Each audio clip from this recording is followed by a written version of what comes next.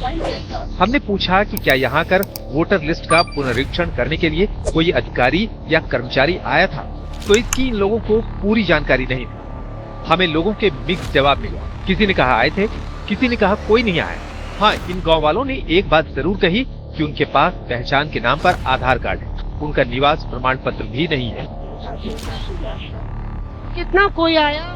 नहीं आया। कोई भी आएगा तब ना कागज दिखाएंगे। कोई देखिए घर में पानी पूरा भर गया है, कोई देखने भी नहीं आया है। हम लोग कितना दिक्कत में रहते हैं। देखिए पानी में चल के जाना पड़ता है, कितना मुश्किल, खाना बनाने का भी मुश्किल हो गया है।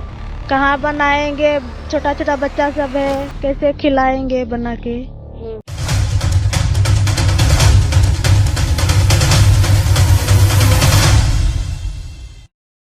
नमस्कार साथियों। हेलो प्रधानमंत्री जी, hello Nitish Kumar ji, hello Lalu Prasad Yadav ji, hello Rahul Gandhi ji, hello खड़गे जी, hello Sonia Gandhi ji, hello Tejashwi Yadav ji, hello Chirag Paswan ji, hello लाखों बांटने वाले हर महीने पप्पू यादव जी। आपके बिहार के अररिया ग्राम कुछ फुटेज में पहले दिखाना चाहूंगा, जो आज तक की रिपोर्टर मौसमी सिंह के द्वारा रिपोर्ट की गई है, और आज तक के ही सौजन्य से ये कुछ फुटेज मैं दिखा रहा हूं, और फिर उसके बाद बात करते हैं इस सिस्टम के बारे में। एसआईआर की हकीकत जानने के लिए हम पहुंचे अररिया के सुखसेना गांव में। इनका विधानसभा क्षेत्र अररिया ही पड़ता है।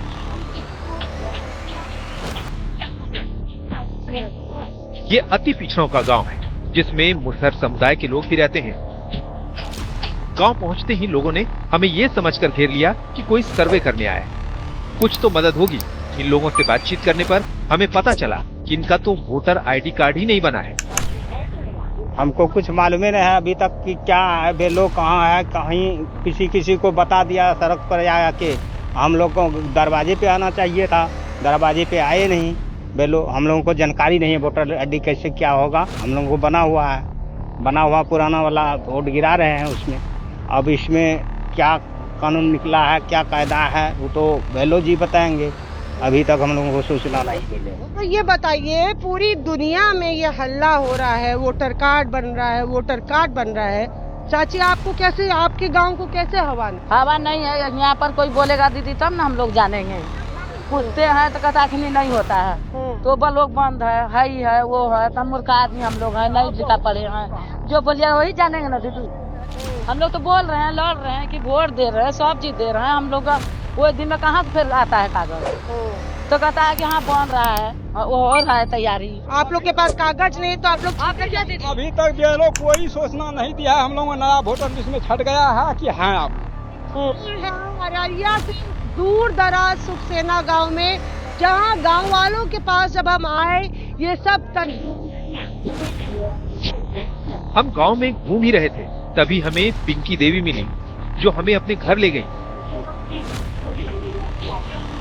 पिंकी के कंधे पर पूरे परिवार का भार है, पति भी बीमार है। पिंकी के पास पहचान के नाम पर सिर्फ आधार कार्ड है, वोटर आईडी कार्ड नहीं है, और ना ही किसी बीएलओ ने उनसे कार्ड बनाने के लिए संपर्क किया। ये है पिंकी देवी, और यही इनके पास एकमात्र पहचान पत्र है।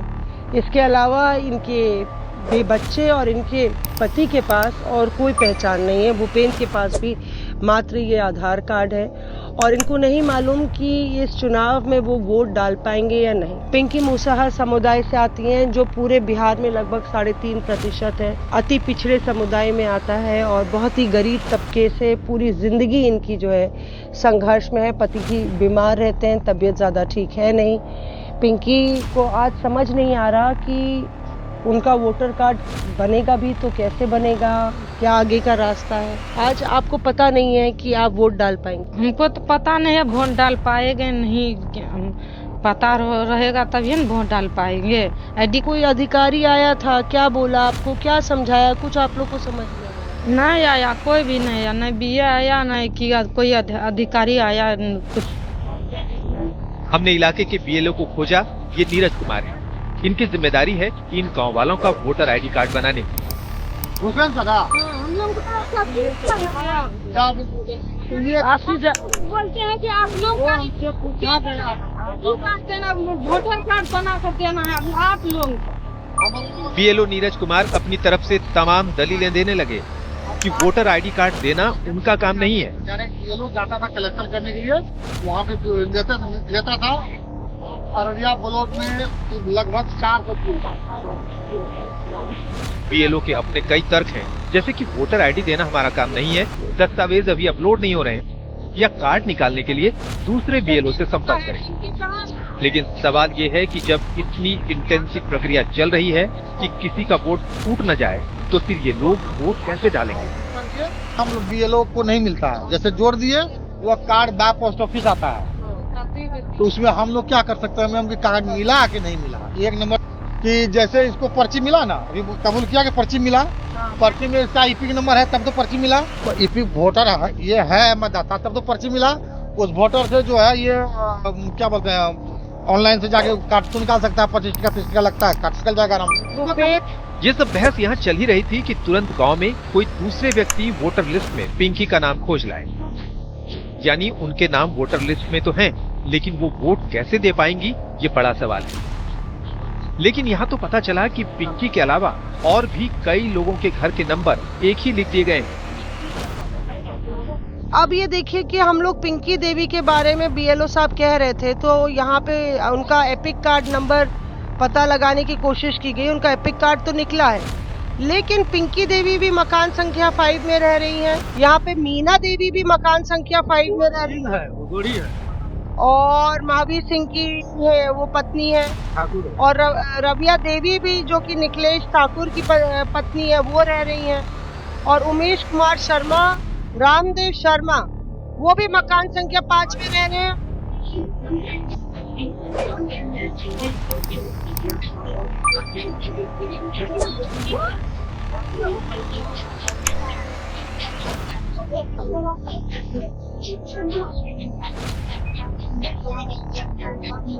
बारिश के मौसम में बिहार के सीमांचल के इलाके में प्रकृति का कहर जिंदगी को और दूभर बना देता है। कोसी और गंडक नदियां उफान पर होती हैं और जिंदगी और विषम हो जाती है।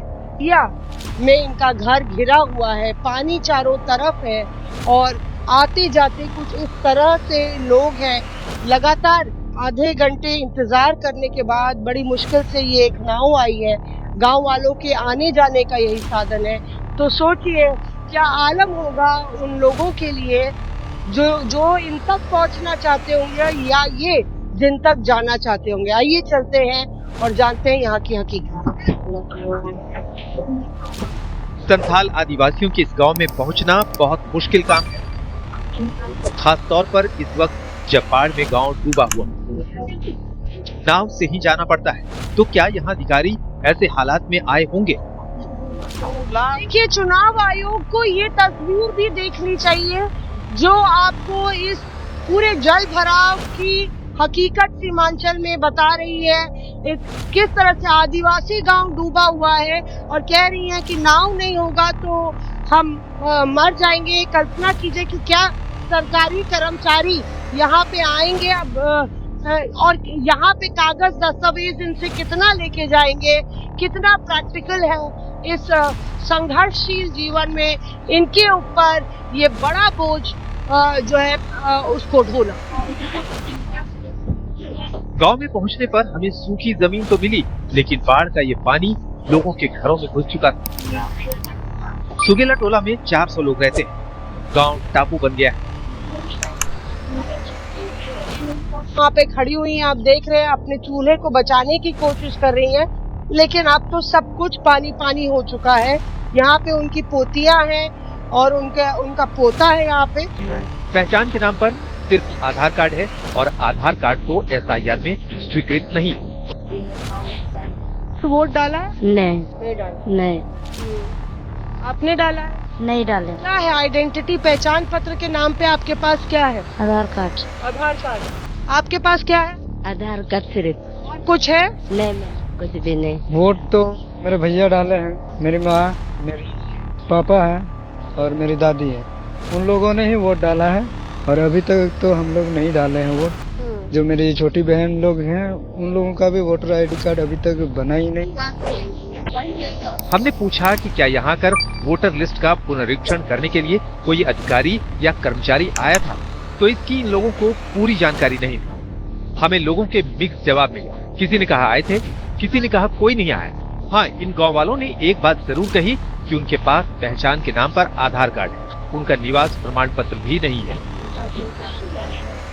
कितना कोई आया? नहीं आया। कोई भी आएगा तब ना कागज दिखाएंगे। कोई देखिए घर उर में पानी पूरा भर गया है, कोई देखने भी नहीं आया है। हम लोग कितना दिक्कत में रहते हैं। देखिए पानी में चल के जाना पड़ता है, कितना मुश्किल, खाना बनाने का भी मुश्किल हो गया है।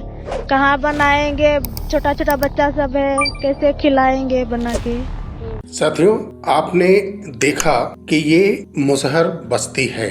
ज्यादातर यहाँ पर बहुत ही अति गरीब परिवार है। यूपीए के शासनकाल में या उसके पहले के कांग्रेस या किसी अन्य गठबंधन की सरकार क्या की थी, क्या नहीं की थी, ये ज्यादा मैं इस पर कोई मायने नहीं निकालूंगा। लेकिन जब इन सरकारों से जनता उब गई थी, इनके भ्रष्टाचार से तंग आ गई थी, तो एक बड़ा परिवर्तन 2014 में हुआ और पूर्ण बहुमत से भारतीय जनता पार्टी की सरकार आई थी। और देश के प्रधानमंत्री जी, जो कि एक समय सीमा उन्होंने तय की थी कि देश के अंदर सभी को पक्के घर मिल जाएंगे, तो देश के प्रधानमंत्री जी, अगर ये वीडियो बनने को तो बहुत वीडियो बनते हैं, लेकिन अररिया का ये वीडियो आप तक अगर पहुंचता है तो आपके वादे और आपके सिस्टम के तौर तरीकों पर कितने सवाल खड़े होते हैं। ये एक छोटा सा गांव था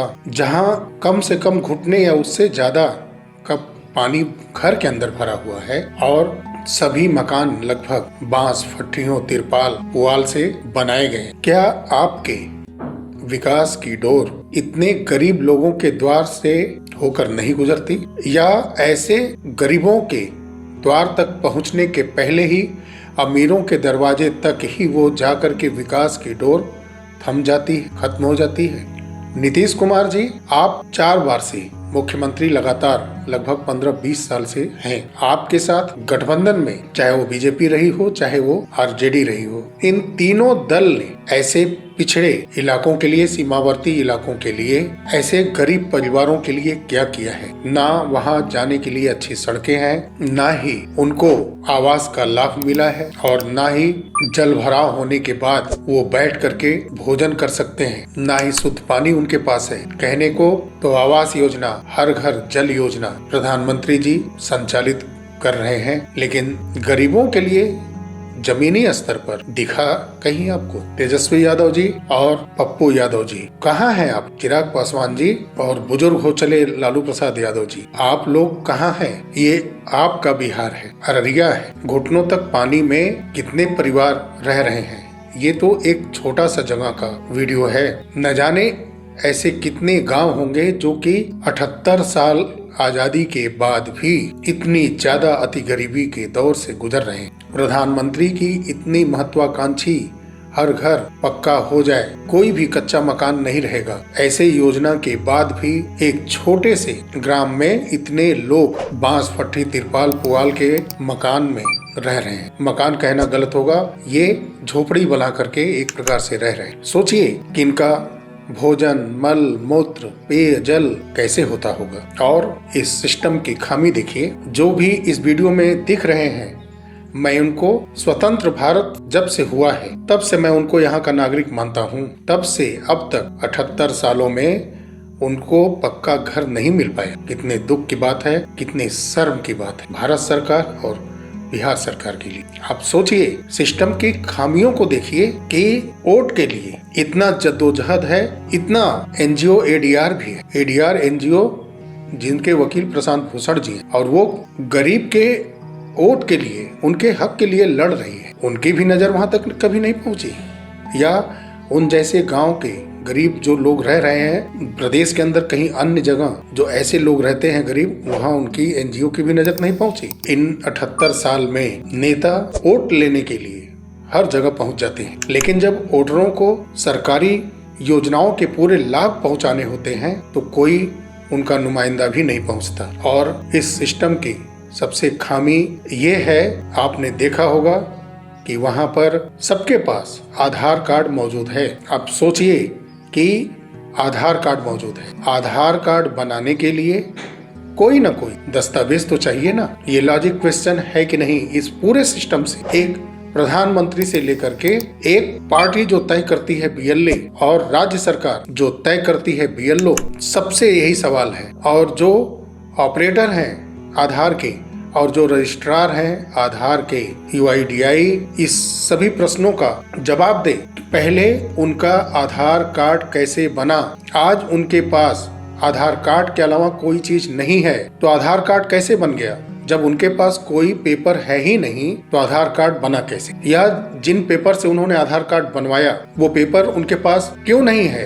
आधार कार्ड बनवाने के लिए बर्थ सर्टिफिकेट चाहिए, निवास का सर्टिफिकेट चाहिए और इसके अलावा अगर कोई भी डॉक्यूमेंट उनके पास है तो कहाँ है? ये पूरे लोग ने कैसे उनका आधार जारी करवा दिया? ये फर्जीवाड़ा है कि नहीं है? किसी के पास कोई कागज नहीं है। वीडियो में एकाक लोगों के पास पैन कार्ड जैसा दिखा कुछ।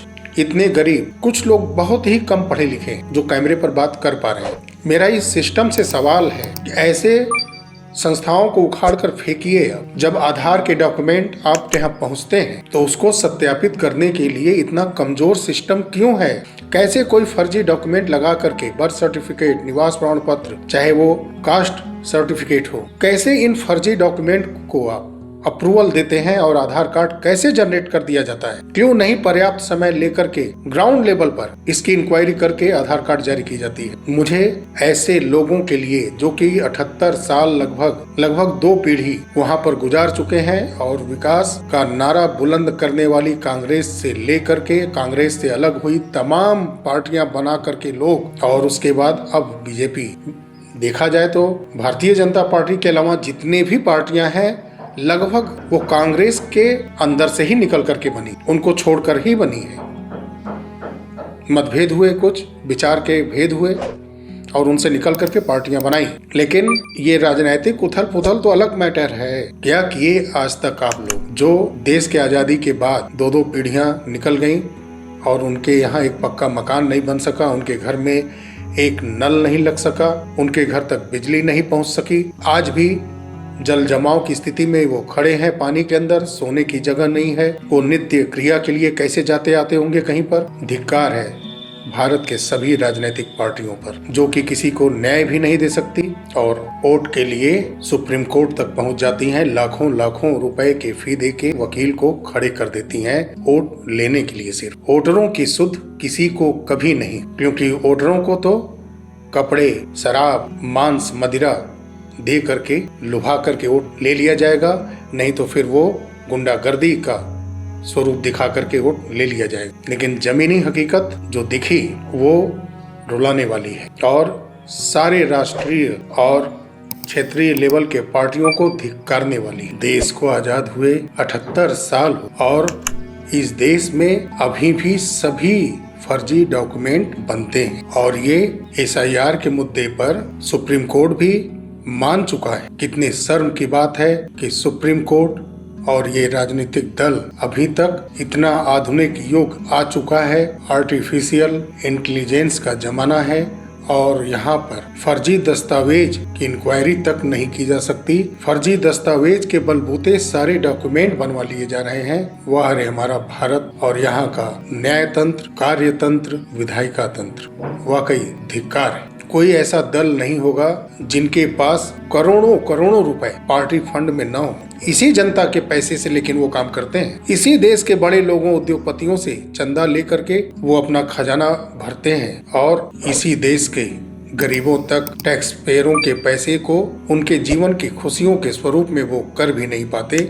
उस पैसे को भी 90% से ज्यादा अपने पार्टी के खजानों में समेट लेते हैं। अगर वो नहीं ऐसा करते तो आज भारत सोने की चिड़िया फिर से बन गया होता।